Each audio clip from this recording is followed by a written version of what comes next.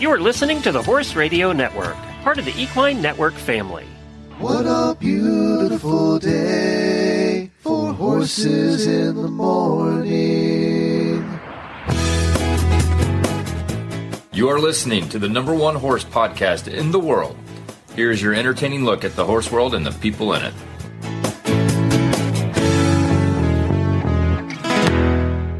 I'm Dr. Allison Marshall. And I'm Dr. John Langlois. And you are listening to the special monthly Chi University episode of Horses in the Morning on the Horse Radio Network for December 24. Good morning, Horse World. Welcome to our once-a-month look at traditional Chinese veterinary medicine with the Chi University.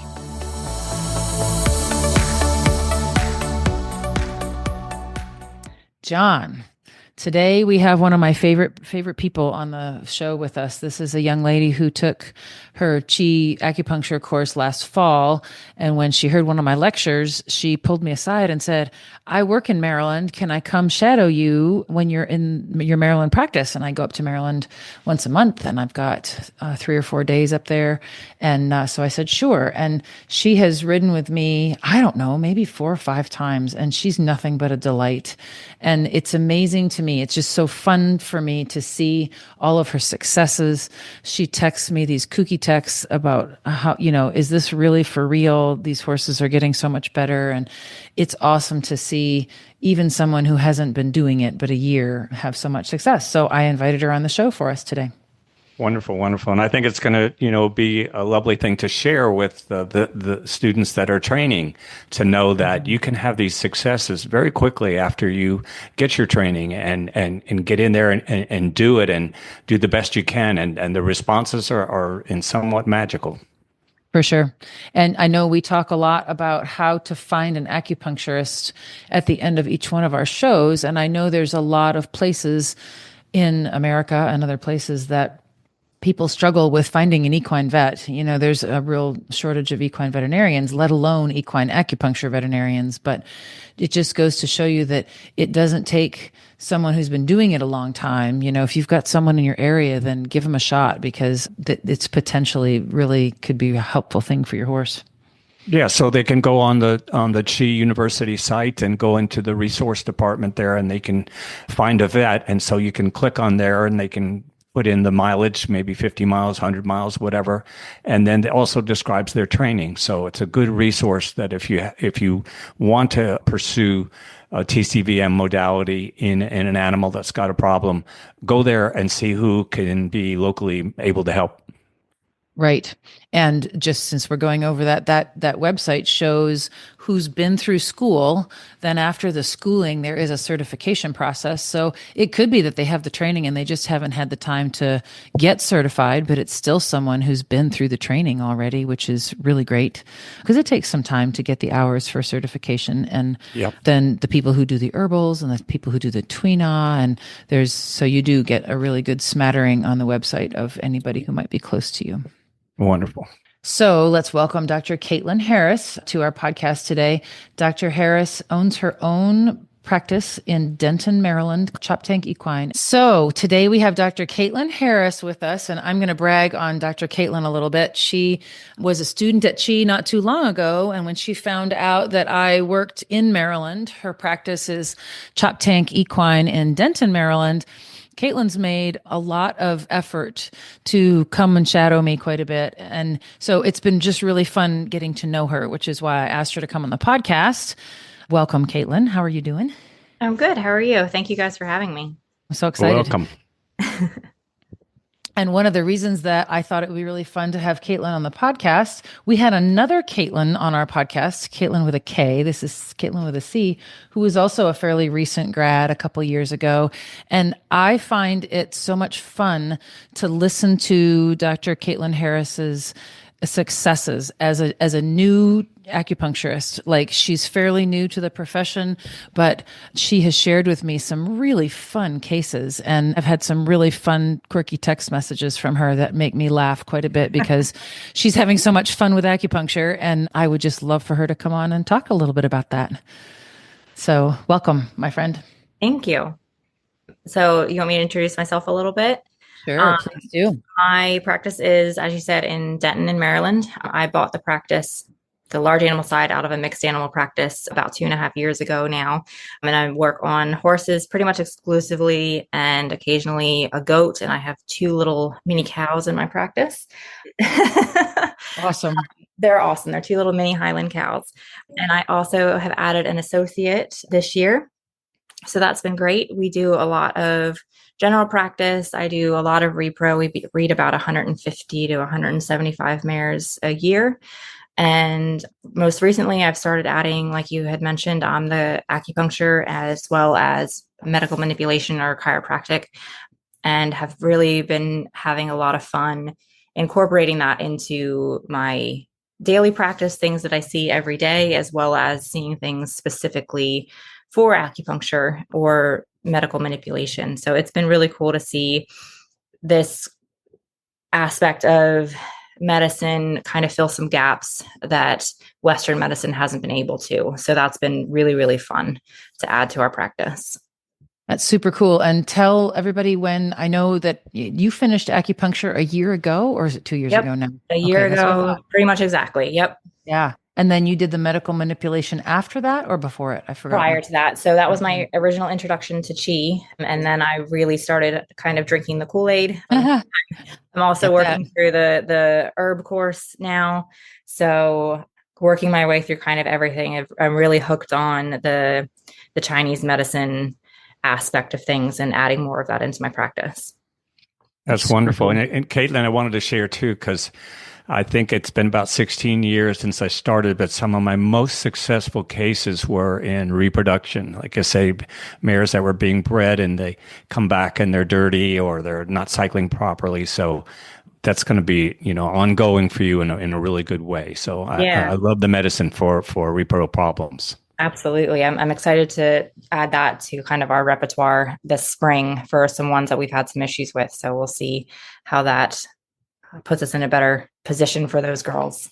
Absolutely. And that's the thing that we talk about each month we do this, is the beauty in being able to help animals where conventional medicine maybe hasn't given them all that they needed or can't give them what they want. And to be able to have that extra tool, that extra process to be able to be effective is really cool. Absolutely.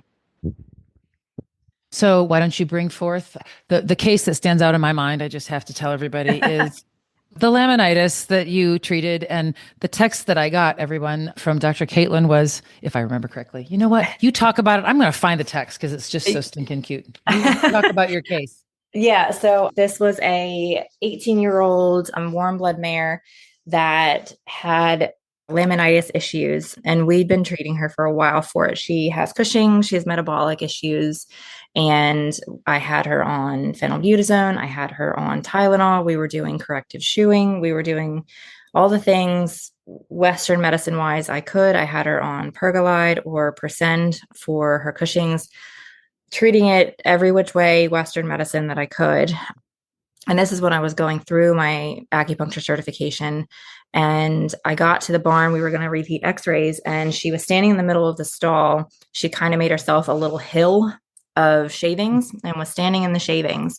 And the owner was like, she has not moved since dinner last night. So it had been about 12-ish hours that she's just standing there. She will not move. And I was like, will you allow me to try some acupuncture on her? I'm still learning, but I'd really love to try. So I put some needles in around her feet and some other places for pain, left them in for about 20, 25 minutes while we were working on somebody else, pulled them out. And then she decides that she feels better and starts walking around the stall and putting her head over the stall and fighting with her neighbor. So it was just, I walked in and she wouldn't move, to pulling the needles and she's back to her grumpy self fighting with her neighbor about eating her hay. And that was the coolest one that I had. And I think what I text you, Allison, was stuff is... I found it. Yeah, is witchcraft. Here's the quote. This acupuncture stuff is witchcraft. I used it on a laminitic horse this morning who, according to the owner, hasn't moved in the stall since 6 a.m. about 10 minutes. She's walking around the stall fighting with her neighbor. Like, is this real? With a question mark. It was the so best. cool. It just, Yep. some of it is unbelievable. And it's hard to believe sometimes how quickly it can work. Now, They obviously, respond, right? yeah, that didn't fix her, but clearly it made some difference in her pain that we weren't making with the Western side of things. And that was really, really cool. Well, I'm curious, did you actually do some hemoacupuncture? Did you I bleed did. Jingwell Yep. points? Wonderful. Yep. Every single one I could. Good. Super. And, it was kind of the point where we were like, are we going to have to let her go? Or are we going to have to make a different decision based on her quality of life? And it was like, well, I don't think I'm going to make her worse. So, we did that. And yeah, I bled every single one I could. And she did fantastic. And she's still out there and doing well. So I'm really And happy with that one. just to share too, I had a case that was a yearling that got castrated and by another veterinarian, and it was a Saturday or a Sunday, I believe, and the call came in with 104.5 fever and not wanting to walk. And so it had developed a seroma. And anyway, I came right on over. They asked me to come, and that's what I did. I bled her. The joint fluid shot out about 2 or 3 feet in the air. Lo and behold, the next day, the horse was walking around 80% improved just from that treatment. Wow. It's incredible. Just an incredible source of medicine. For all of our listeners, what hemoacupuncture is we actually veterinarians will take a regular injection needle, a short one, but it's a regular injection needle, and we purposefully put it in certain points to get blood, which, as Dr. Langlois just talked about, releases pressure.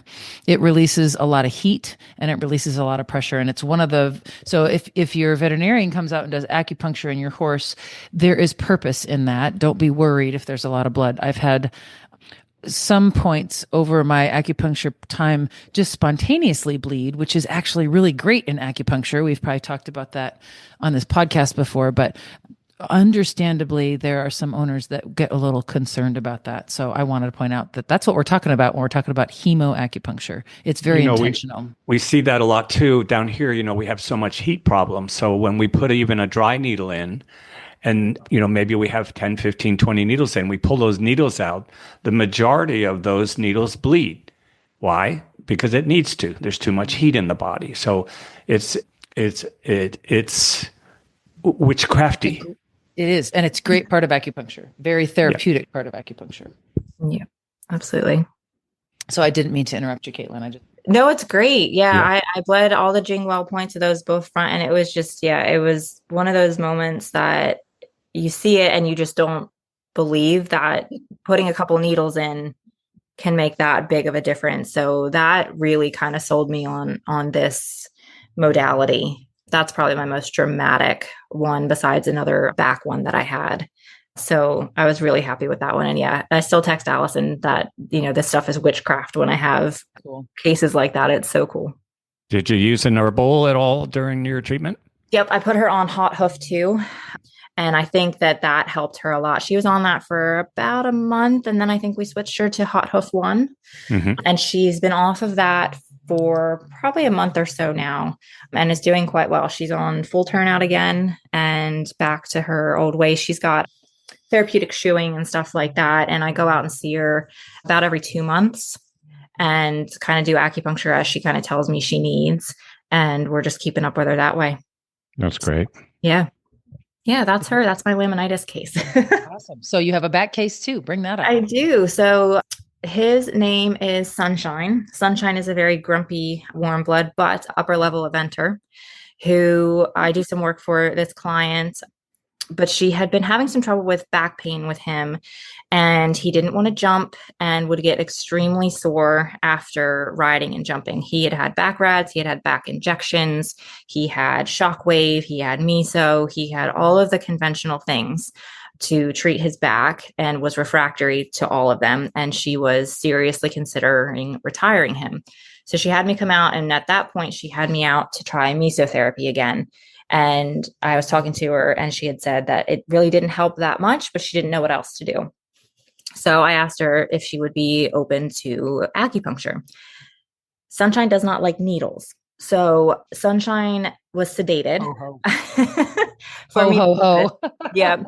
So Sunshine was sedated for me to do this. And the really interesting part about him was he was sedated enough to know what I was doing, but not kick me, but wasn't super, super sleepy. So I put needles through his back, over his sacrum, and through some bladder points over his gluteal area, and did electroacupuncture on him.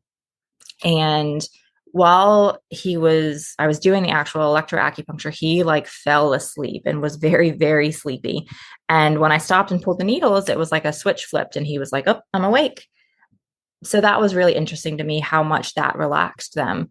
And 2 days later, she had texted me and was like, he's jumping like he hasn't in months. He's comfortable. He's happy. He's doing really, really well.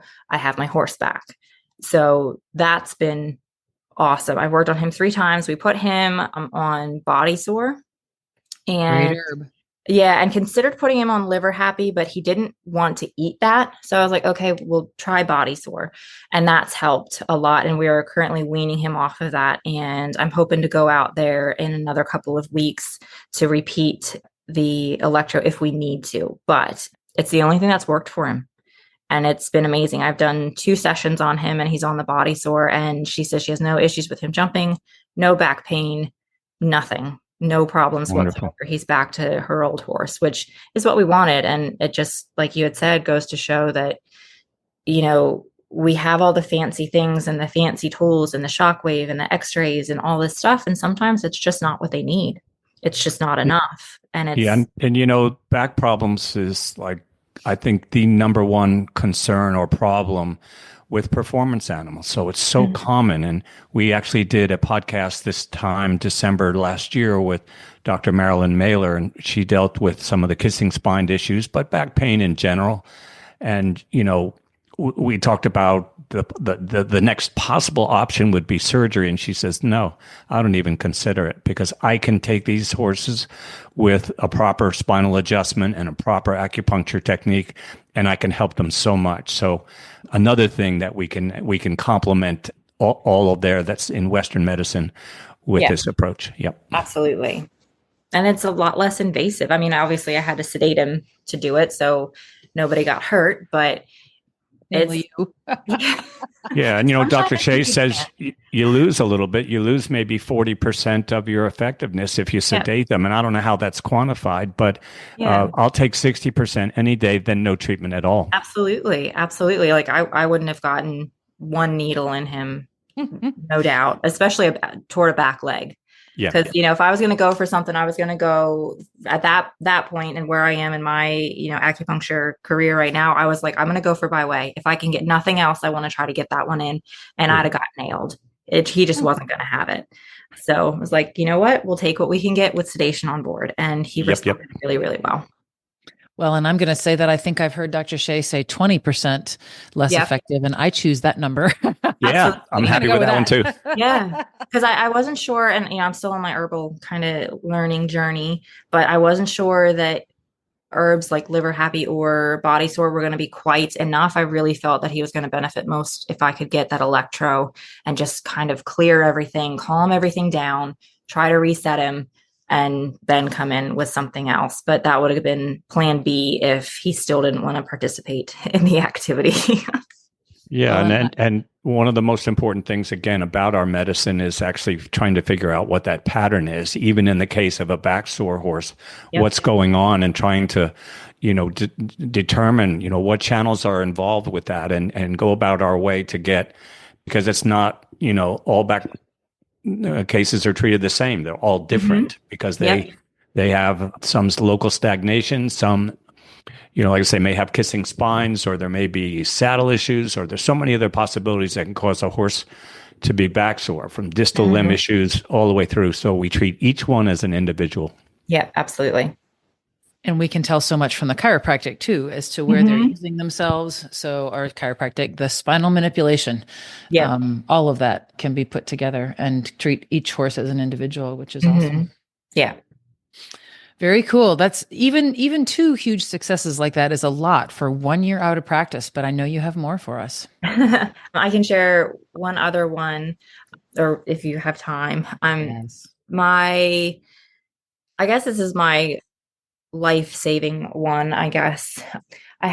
She was a 4-year-old standardbred who I was working on an impaction colic for 3 or 4 days.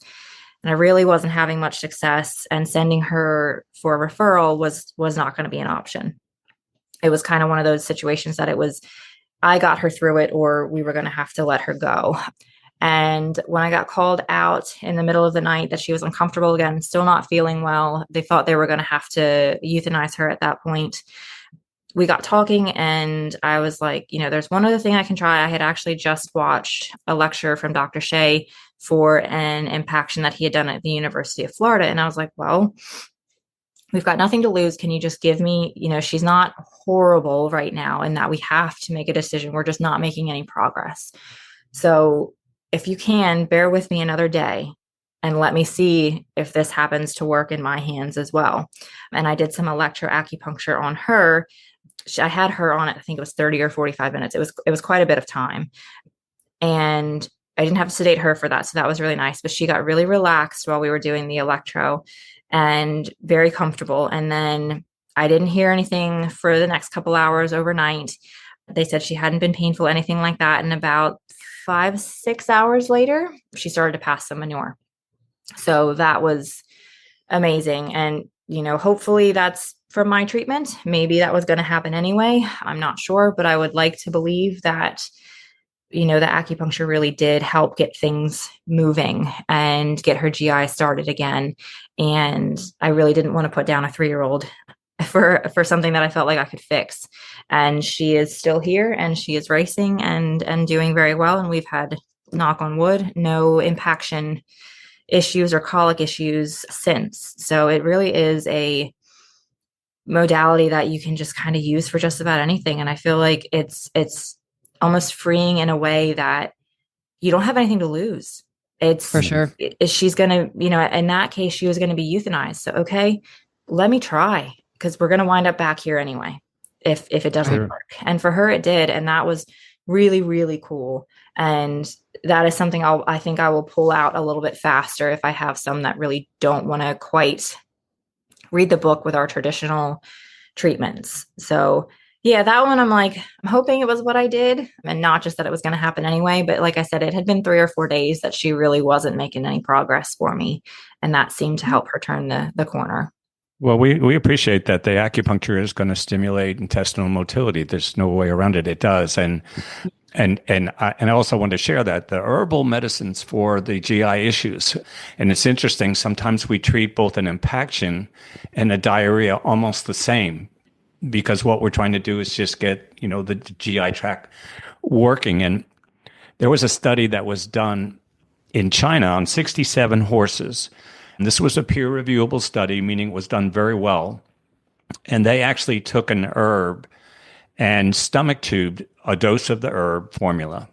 And 94% of the horses, 67, all responded with manure after one treatment. The other 4% required 2 treatments. So I am like a big, big believer in the idea that the herbs can, once you get your acupuncture started, can take you the rest of the way, particularly for one that's maybe a chronic colic. I have one she won't let me take it off. He's been on the herb for a year now, and she says, nope. I said, well, how about half a dose? She goes, okay, but we're not coming off. Mm-hmm. It's just incredible medicine. And I'm really looking forward to learning more about the herbs and adding more of that into my practice. I've got a few that I feel pretty comfortable and safe about, but that's definitely an area, and food therapy and stuff that I think really just, it all works together. It's amazing. Yep.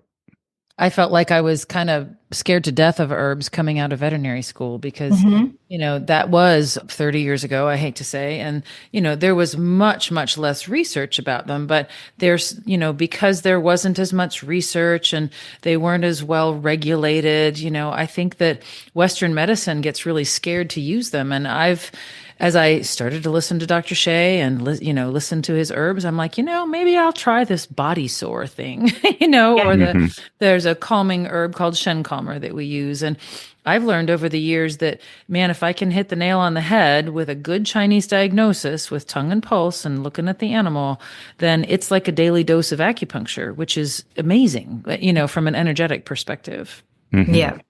No, it's incredible. Caitlin, I also, while we're on a roll, heard in the communication that maybe you had a COPD case that you did very well with. Is that? Yeah, I don't know if I talked to you before. If this wasn't the one I was thinking about, this is the one I'd love to talk about, because this one was really cool. And I don't know, maybe you guys can kind of put me back in my place and bring me back down and say, no, it doesn't work that way. But it's this little mini, and he is owned by a gentleman named Tommy, and he got him from a therapeutic riding place. So it's his little mini. He's wheelchair bound, and he takes care of Laddie, and they kind of do everything together, and it's adorable. And that's so cool. Laddie, this fall, when they started pulling up all the crops and all that kind of stuff, had a really, really bad COPD episode. And I just have not been able to get him really back under control. We've done steroids, we've done clenbuterol, we've done albuterol, we've done inhalers, we've done all of the things, and I still can't get his respiratory rate back down to normal. So him and his mom let me do some acupuncture on him. We were out to do a dental, and when he woke up, we did some acupuncture on him, and we got some needles in him. And when I got to do some of the back shoe points, and I can't remember the name of the one outside of GV14 that helps with cough and stuff like that, I was doing that one. 13. Yes, that one.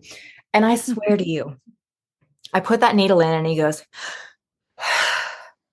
wow. And then he kind of slowed down a little bit. And I was like, I didn't say anything, because I was like, I'm just making this up. This isn't real. And the owner was like, it's witchcraft. Yeah. She's like, is he breathing slower? And I was like, I don't know. Is he? I didn't want to you feel like you're crazy.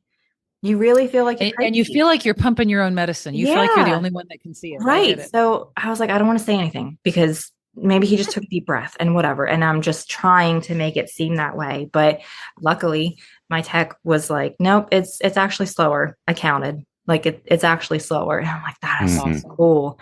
And then a couple of days later, I had heard from her, and she's like, he's not completely normal.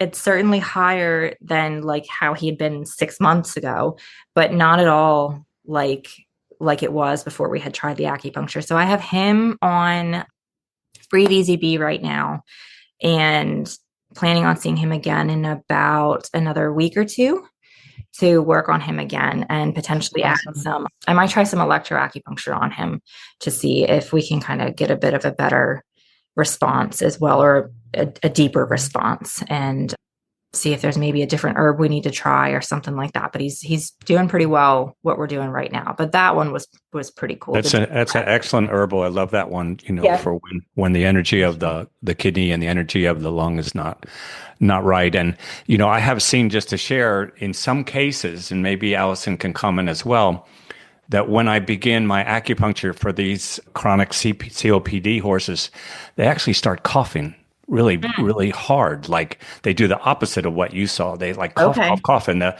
owner's sitting there going, are you making it worse? I said, no. We're just putting kind of a little bit of energy into the system, and if the system is a little bit off. So, but then the next day and then the days afterwards, then they start to respond real well. Okay. That's good to know. And that was a really cool one. And he's still doing well. My feeling, and what I tell my patients, is that 30% of my patients get worse before they get better.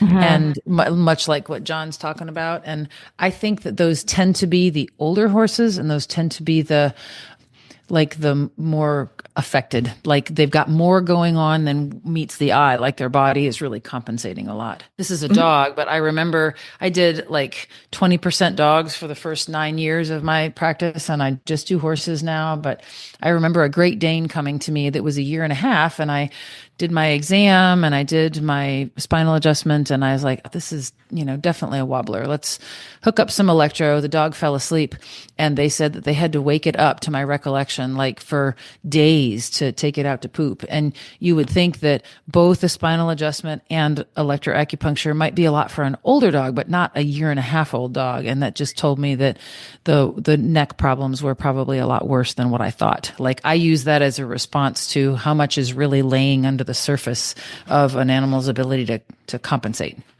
Yeah. So I don't know if you find that way too, John, or not, but Yeah, very much so. And yeah, I'm just thrilled. One of the most beautiful parts about our work is to get a text the next day or a phone call the next day and hear them testimonials to say, he is so much better today and thank you. And that just elevates me to a wonderful place that we actually help them. And I get it all the time, and it's what keeps me going. Yeah, absolutely. I always screenshot or save those. I do too. It means a lot. Yes. It means a lot because like sometimes you'll go back and they're like, oh yeah, he did great. But you're wondering kind of, did it actually work? Did it not work? Because it just seems with me doing it for such a short time, some of these cases feel like a bit of a flash in the pan. Like, did I actually help, or did I just get lucky?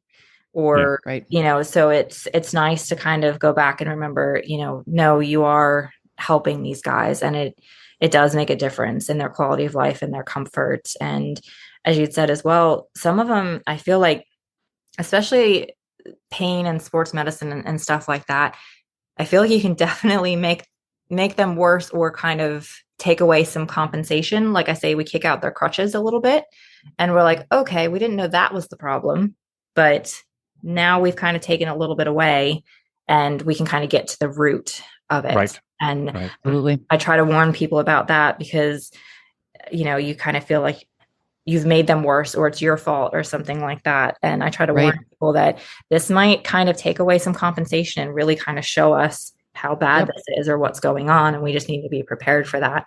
And it's definitely happened to me a couple times. So it's cool that it can kind of unlock that next layer and get you to the root of the problem sometimes. Yeah. Well, and what I'm so grateful for is the clients that seem to almost innately understand that. And maybe that's the person that seeks out acupuncture in the first place. You know what I mean? But I've had clients do exactly that, Caitlin, is like, I've just acupunctured their warm blood and they call me or text me a couple days later and say, she's like loosey-goosey and like not so stable. And is this a problem? And or is this just part of the healing process? And so I'm very grateful for our clients that are in the yoke with us as far as making their horse the best that we can. And it's kind of fun that, as old as I am and John's much younger than I am, but you're right.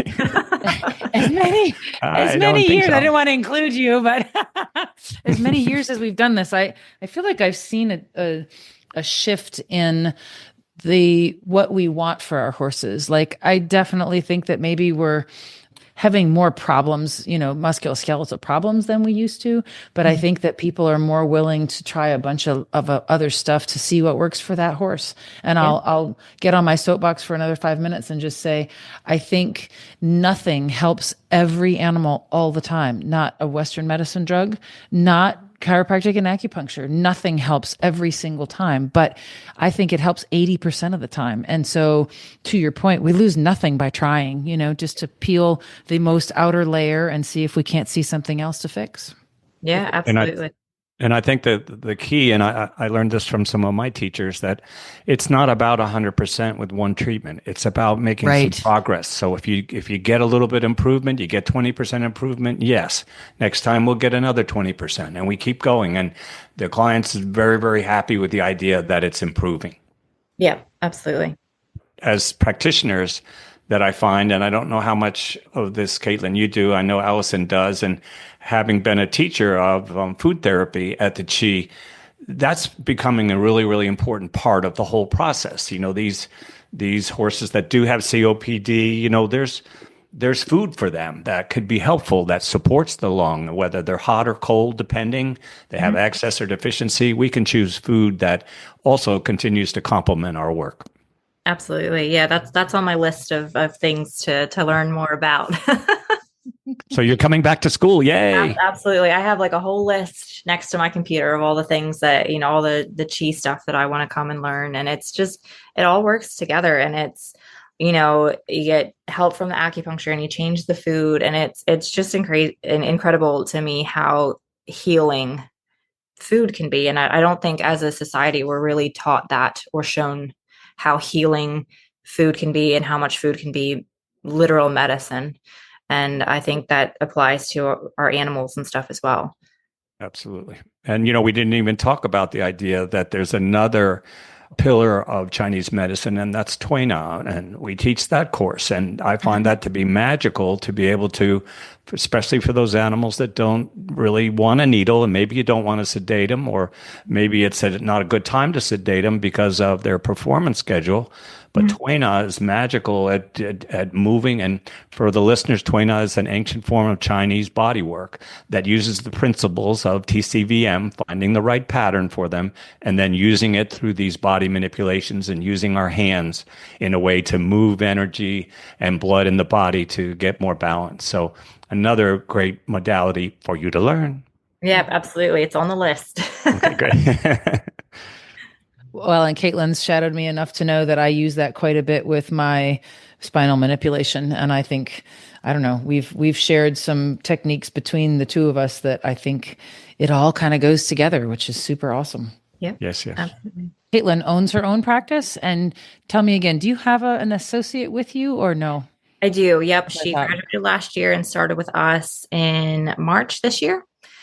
So she is doing mostly general practice right now. She also has done the Qi acupuncture course. So she's practicing that a bit as well, which is great. She's still working on her certification, but adding some of that to her practice as well. And it really, I kind of sprinkle it into my stuff I see every day. Like if I see a corneal ulcer, if I've got if they're tolerant, I'll put a few needles around their eye. And I really think it's just kind of, you just sprinkle it in where you can, even if it's not, that's the sole purpose you're there. I think it's really helpful. It's just another added, modality to improve them. Yes. I totally agree. I don't do, eye stuff anymore. Like I'm not called to do that. But if I come out to a barn and a horse has got an eye issue, then I can think about a couple of race horses that I was asked to do an adjustment and acupuncture on, and they're standing there with a palpebral lavage. And I think the needles helps quite a bit. Yeah. I think especially for like uveitis and things like that. Yeah, I think it's really, because it's just the things that we have to do, especially some of the older ones that you don't really want to use steroids and stuff on. I think it can be really helpful for that. I listened to a cool medical doctor say that he had gone from looking at cancer under a microscope and walked right into an exam room to look at a diabetic ulcer in his human practice. And he said, it just dawned on me that it's all inflammation. Everything we're talking about is inflammation. And I think acupuncture is really, really strong at, soothing inflammation. Our body sort of puts its brakes on energetically when we have inflammation, and acupuncture is so good at getting that moving again. Yep, absolutely. I agree. So have you found any pushback with your clientele as far as, not wanting it or, introducing that to your practice? Did you find any challenges with that, or did they all embrace it? For the most part, everybody was really respectful of it. Some people were like, oh, that's not really my thing. I'm like, okay, no problem. And there were a few cases when I was learning that I was like, look, I'm not going to charge you for it. Can I just try? Can I, put some needles in and see if it helps? And some of those people are now my most loyal acupuncture and medical manipulation clients. And people definitely talk and don't they? And some is good and some is bad. And I've got a real knack for bringing like abscesses, like foot abscesses to the surface. That seems to really be. That's awesome. Tell me how you're doing that. It's happened 4 or 5 times, and I did it with my mare too. That I'm like, I'm pretty sure they've got an abscess. They're really like crippled lame, like 4 out of 5, can't walk, pretty sure their leg is broken. And I'll put the Jingwell points, and 4 or 5 of them, they've popped the abscess the next day, where they were probably going to do it soon anyway. But that's kind of come really fast. And I have one client, I've done it to one of her horses, and she's like, can you just come and do the needles to make it pop? And I'm like, I don't know that that's exactly how it works. I think we just got lucky. But no, I think I really haven't had much pushback. Luckily, the horses that I've worked on that have gotten quote unquote worse after acupuncture, or we're bringing more stuff to the surface. Of course, when you get that text message, your stomach kind of sinks because you automatically are like, oh my God, I've hurt this horse. And you're scared that you've hurt them. You're scared that the client's going to get mad or that something horrible is going to happen to you career-wise. But luckily, they've all been super supportive. And I try to, warn them, especially for working on a lameness thing, that I might kind of get rid of some, like I said before, some compensation. And then we really see what the problem is. And that's happened to me a couple of times. And luckily the clients have been super supportive, and they're like, well, you were right. And we were able to chase it down a little bit more like streamlined. We were actually able to be like, okay, well, this leg is the problem, when it was like, oh, you just kind of look weird all over and I can't really pick.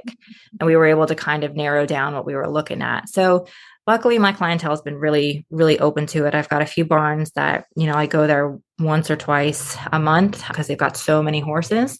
So that's kind of opened up another avenue for me to kind of get in there and get my hands on those horses and stuff as well. And I work on some therapeutic horses, and that's really, really rewarding. We had one that we were able to, just through acupuncture, get her back into the therapeutic riding program after not being used for a couple of months because she was just uncomfortable and grumpy and just did not want to participate. And she was one of these mares that when they asked me to do it, I was like, sure, I'll try. Like, I didn't think I was going to get any needles in her.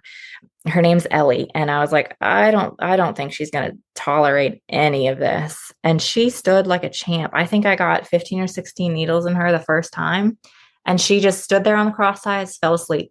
Absolutely loves her acupuncture sessions. So that's something that I've learned as well. You just kind of have to go slow, and a chance and go for it and try something safe first and see. And usually they're not going to completely lose their mind, at least in my hands so far, with the first needle, unless you just know they don't like needles. So a couple of them have really surprised me with how tolerant they've been. And those kind of cases have really got some buy-in from those clients and the people that are kind of in their circle. So that's really nice. And I appreciate what I've learned there, in that this isn't just cookbook. It's very, very tailored to the individual animal. And I think that makes all the difference. I think you can move even further. Dr. Pester, who is my teacher, she in her practice would encourage and had them set up where she does once a month. She goes through problem or no problem. Yeah, what she's doing is in prevention and setting up, as opposed to putting out the fires all the time. That if we can keep them in balance here and there and easy, they're going to stay in good shape so much better. And if you can get the clients to be able to say, listen, I'm good with that. I'd rather not have any problems. So you go ahead and take a look, do your treatment once a month, once every other month. That's a great way to go. Yeah. They're almost like setting up like bowling bumpers, you're just kind of like, keep them in the middle, keep them comfortable. They kind of get off course. You just push them back to balance. And that's kind of how I try to think about that. And I think that's a fantastic way to go, and something I would hope to kind of incorporate and get buy-in into in the future for sure. And she's incredible. She taught me the VMM course when I did that, and she's awesome. Well, Dr. Harris, it has been a pleasure as always. I always find your humor refreshing, and I think it's really fun to have more and more young veterinarians that are finding this medicine to be really helpful. And it almost doesn't matter what we do with it, right? We just have to try different cases. And I just think it's obvious that we don't know what is going to help that animal until we try it. So it gives us a lot more tools in the box. But as you said, non-invasive, do no harm. I'm also amazed, actually, at the last thing you said was that I still, after doing nothing but this for 20 years, I'm still not sure I can predict how an animal is going to respond to needles. I think that involves personality. And I think that involves, pain tolerance or a reaction to pain. But some of the bossiest, grouchiest horses really, really love their needles. Yep, absolutely. So, Caitlin, I just wanted to also thank you for taking the time in it. And, I'll use this. I have like two acupuncture classes in December. I'll use this with the students and encourage them that you have 1 year away from your training and you're seeing these fantastic results, to encourage them that, maybe you don't want to go out and pick a very, very difficult case like an autoimmune disease, your first one, but you're going to find that you're going to do very well very quickly. And that's what they want to hear. Absolutely. And it's very scary and very intimidating. And the pattern diagnosis and stuff is still stuff I kind of struggle with. And you get scared. You're not struggling, sister. You get caught. You're doing fine, and you second guess yourself. And I think Dr. Shea had said it in one of our courses. Just put a needle in. Yeah. Just try something. If nothing else, for something for pain relief. If it's a foot, put your Jingwell points in.